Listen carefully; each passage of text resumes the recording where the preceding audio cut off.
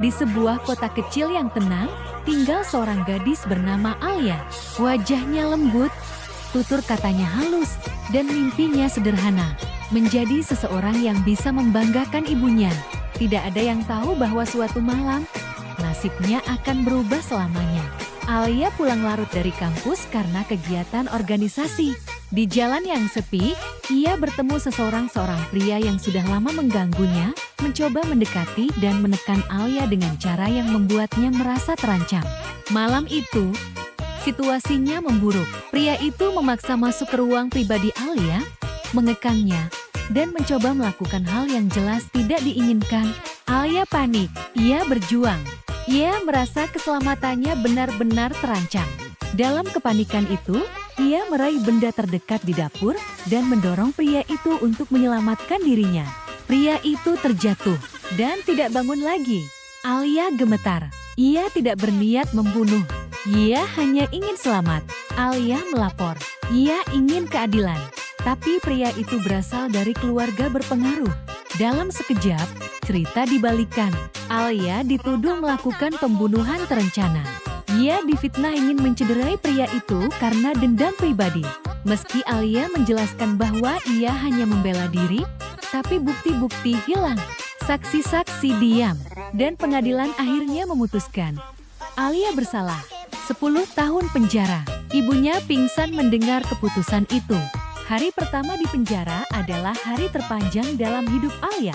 Ia merasa dunia meninggalkannya. Tetapi waktu berjalan, dan Alia mulai bangkit perlahan. Ia bekerja di perpustakaan penjara, membantu napi lain membaca dan menulis, menjadi tempat curhat banyak orang. Petugas pun mengenalnya sebagai gadis berperilaku baik, yang jelas tidak layak berada di sana. Namun luka di dalam hatinya tetap dalam. 3 tahun berlalu. Hingga suatu hari seorang pengacara muda bernama Raka datang.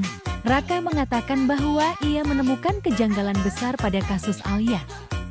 Ada rekaman kamera pengawas yang tidak pernah diajukan, ada tetangga yang melihat pria itu mengikutinya malam itu, ada laporan medis yang sebelumnya tidak diizinkan masuk persidangan.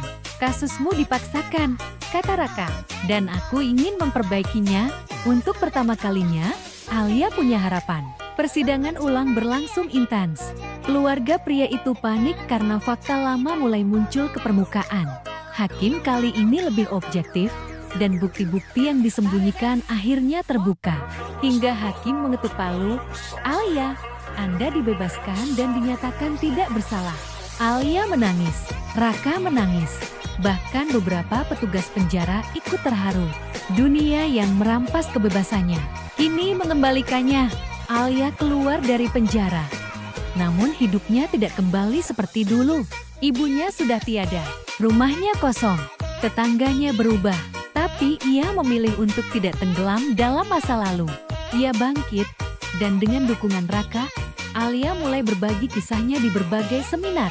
Ia menjadi suara bagi korban-korban lain yang tidak berdaya.